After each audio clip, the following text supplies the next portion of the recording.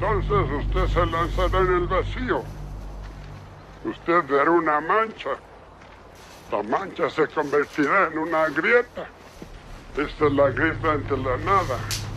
De esta nada saldrá su alma encriada.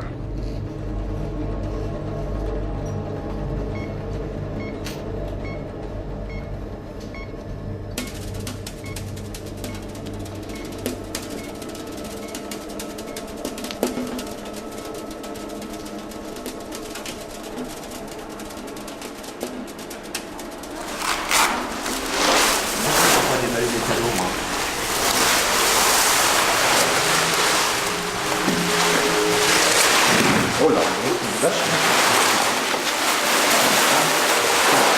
Reprends-la. Reprends-la.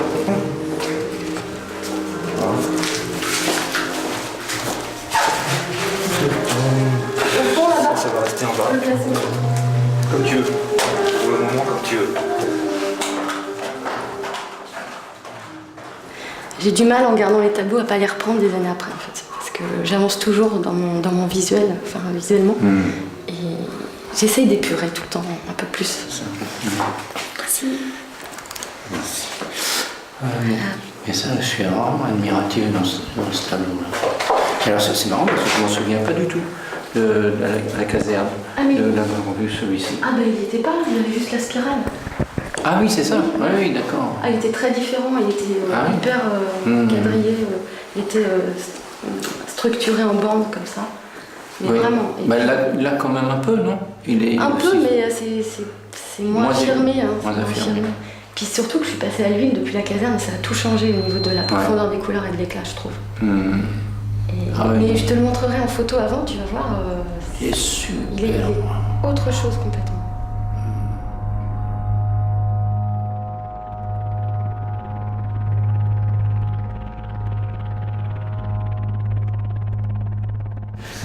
Bon, alors, on est là aujourd'hui pour commencer la première page de ce livre qui s'appelle Le tableau, qui va évoluer au fur et à mesure du temps. Donc dans la durée, ça va être plus ou moins long, il aura son rythme. Donc tous ensemble, là aujourd'hui, on va remplir ce tableau de couleurs, sans trop réfléchir, sans trop se poser de questions, de manière très spontanée. Vous avez les couleurs, vous avez les pinceaux, je vais vous montrer quelques petits trucs. Donc là, l'idée, c'est de recouvrir le blanc. Donc il n'y a rien d'autre comme consigne à part de recouvrir le blanc. Alors, par exemple, je peux être énervée et, et me dire, bon, voilà, bon, c'était pas prévu, mais c'est pas grave. Non.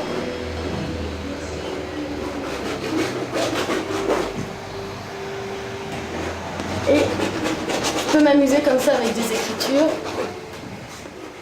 Donc le point de départ de notre rencontre, c'était de faire cette toile un peu spécialement. Donc pourquoi nous avoir laissé commencer cette toile? Alors d'abord, je déteste la toile blanche. Le blanc, c'est comme un vide qui demande qu'à être recouvert, en fait, qui appelle des éléments. Et du coup, j'ai un peu la panique devant une toile blanche.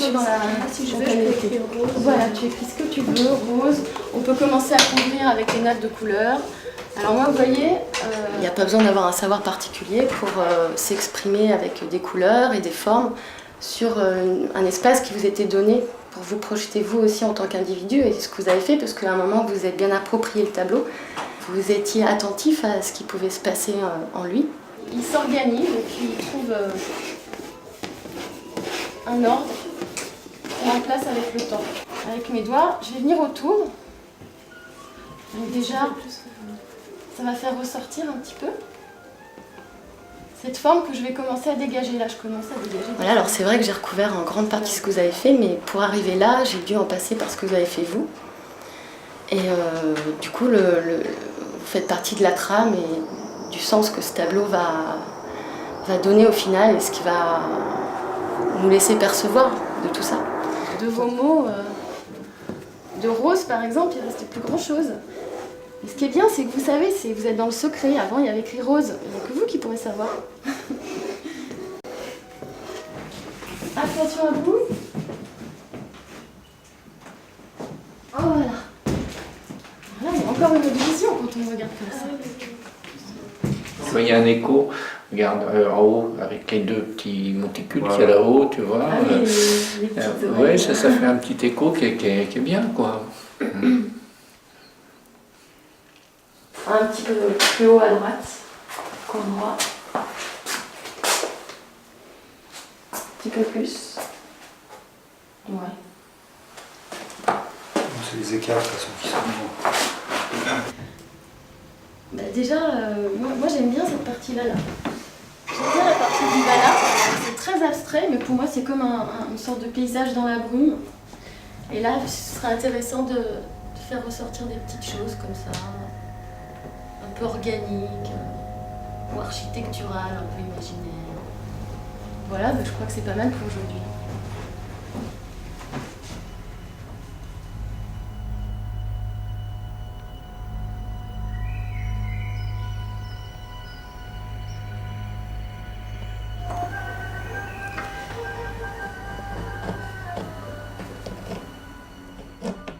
Je travaille beaucoup avec le temps. Le temps, c'est mon outil parce que justement, les tableaux, j'ai mis de côté, j'y reviens. Quand je commence un tableau, je sais que ça va être long. Je sais que ça va être très très long et je veux que ce soit long et je veux que ce soit complexe. Et j'appelle un peu les épreuves parce que c'est là qu'il va émerger des choses, qui va s'affranchir de certaines limites. Il faut que ce soit long le chemin, quoi. Et c'est pour ça que c'est vrai que je pars toujours en me disant de toute façon ça va être long, donc je jette des choses, je jette des choses, je jette des choses.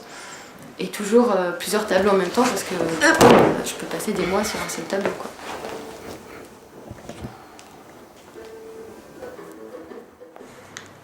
Et ouais, il se construit par couche, par strate, avec le temps. En fait, je vais chercher tout ce qui est déjà là quelque part. Il est déjà une promesse. Il est déjà une promesse. Donc j'aime bien me dire que j'ai toute la vie devant moi pour un tableau qui se fera en son temps, en son rythme. Que voilà, je suis le...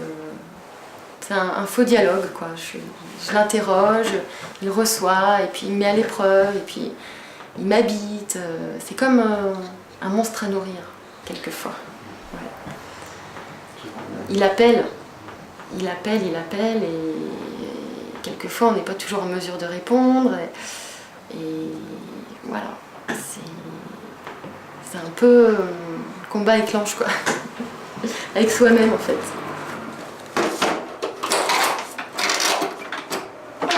J'ai essayé tout ça. Des kilomètres à parcourir ici.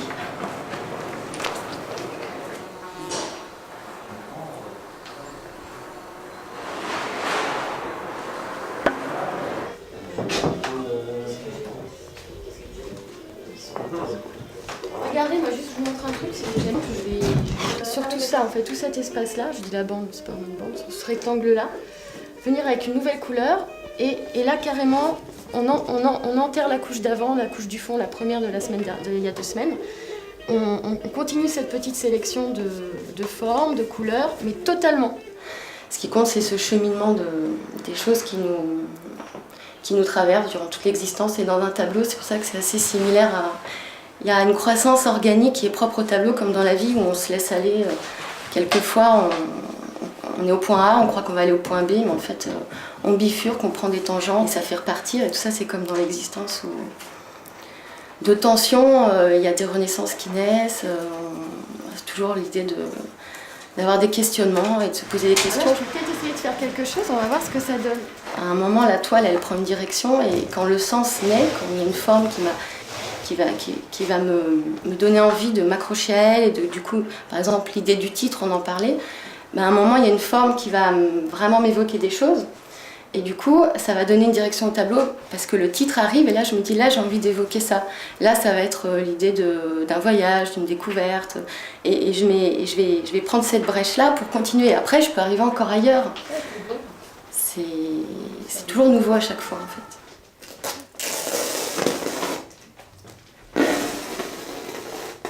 Là, vous allez revenir 2-3 fois, on va encore essayer d'avancer. Et il y a un moment, il faudra que moi, je me l'aurais trop peut-être approprié, et j'aurais envie de continuer moi toute seule, certainement. Et ce qui est intéressant, c'est que vous faites partie de ce tableau complètement.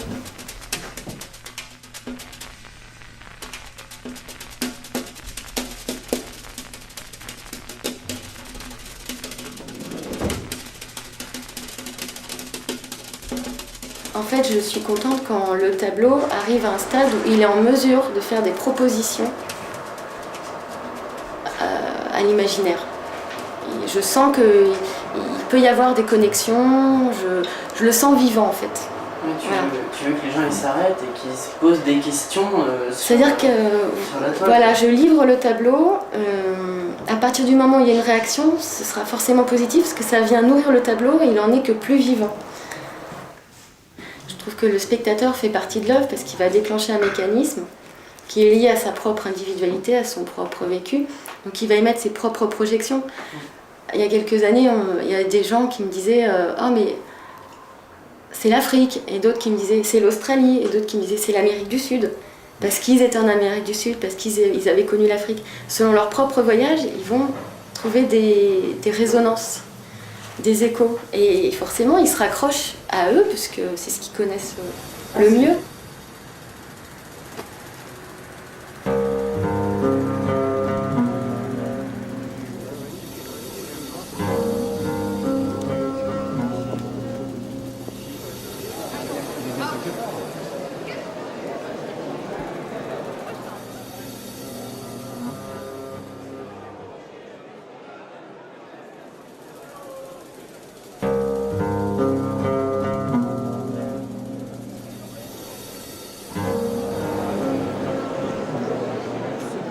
Bah dis donc, tu as bonne réputation. Hein. Oui, donc on va dire à l'accueil. Ah oui, Olivia Ronde, ah oui, c'est une très grande toile. Ah, on l'apprécie beaucoup. Ah oui, c'est ça, ouais, ils sont gentils. Ils te connaissent, hein. Alors là, tu vois, c'est le carré c'est que des jeunes étudiants qui sortent des Beaux-Arts. Ah là, ici, là. Là, c'est que des jeunes qui sortent des Beaux-Arts. On va regarder. Ouais. Faire un petit tour. Et ben, moi, je suis là, donc oui, bon, on est abonnés.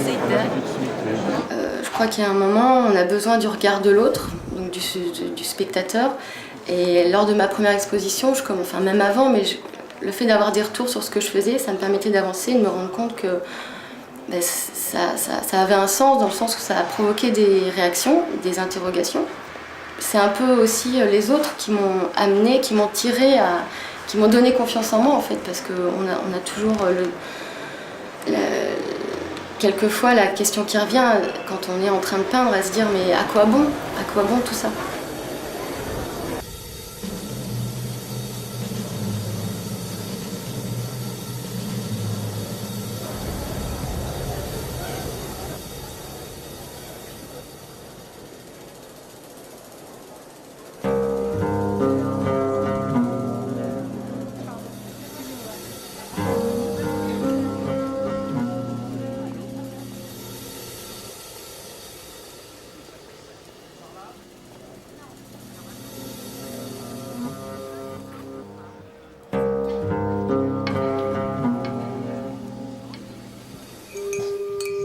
Il y a déjà des choses qui ressortent, il y a un personnage central là je trouve, un petit peu une sorte de sculpture un petit peu primitive.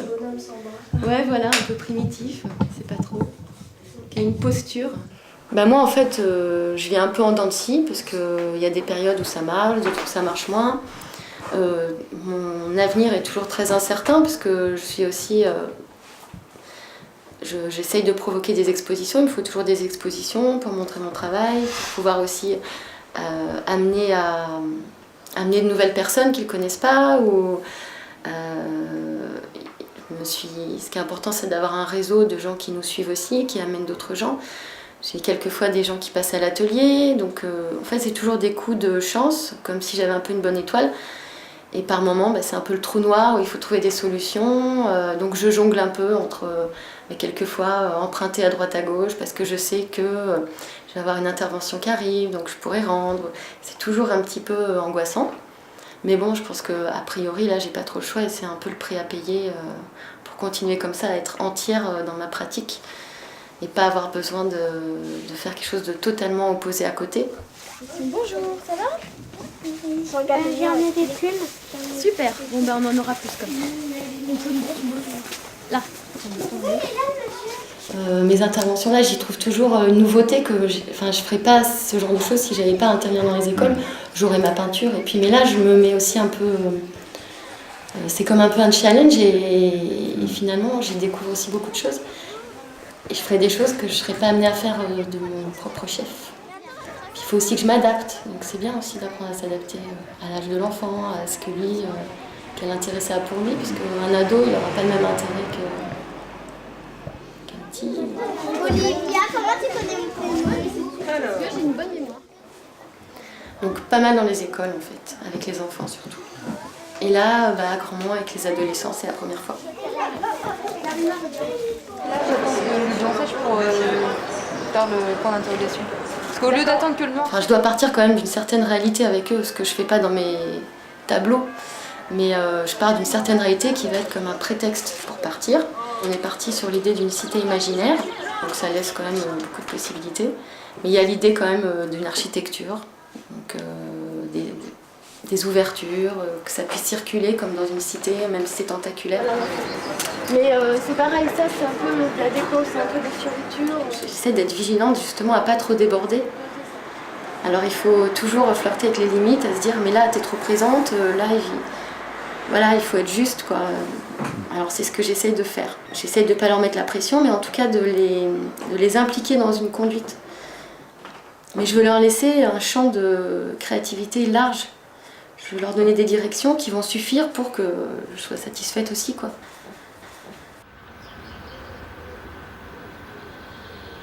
Alors c'est votre toile, je vous assure que là il nous donne du fil à retordre. Donc il y a eu plusieurs étapes depuis le moment où vous l'avez laissé. Et alors qu'est-ce que tu reconnais, Romane? Vous reconnaissez des choses, Julie? Ouais. En fait, il me semble que c'est un peu la seule chose qui reste de votre intervention. Et ce qui est terrible, c'est que le temps a avancé dessus et je suis partie dans 1000 directions avant d'arriver à celle-là où j'ai tout recouvert en gris noir et que je commence à faire émerger. Vous avez vu un peu ce brouhaha là, par contre il y a une forme qui émerge, je trouve, un peu dinosaure. T'as pas gardé le petit bonhomme? Et j'ai pas gardé le petit bonhomme, je ne dis pas par où je suis passée, mais le temps est passé dessus quoi, et je pense qu'il va encore passer dessus.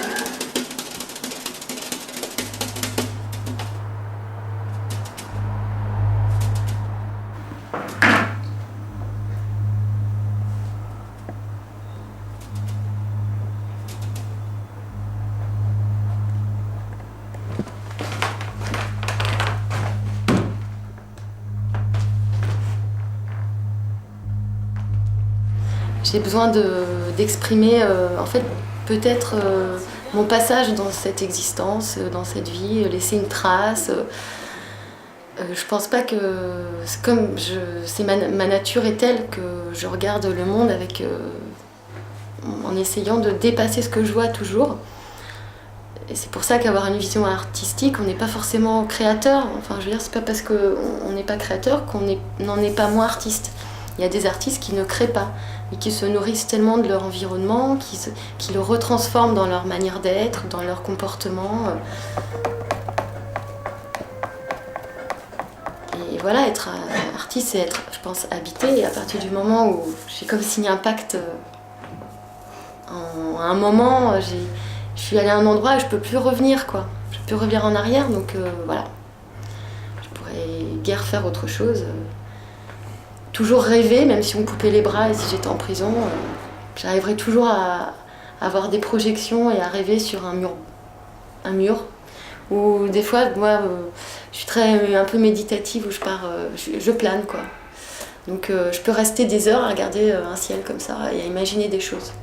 Donc c'est un état d'être, en fait, qui fait que c'est ce que je suis, donc je me vois pas être autrement.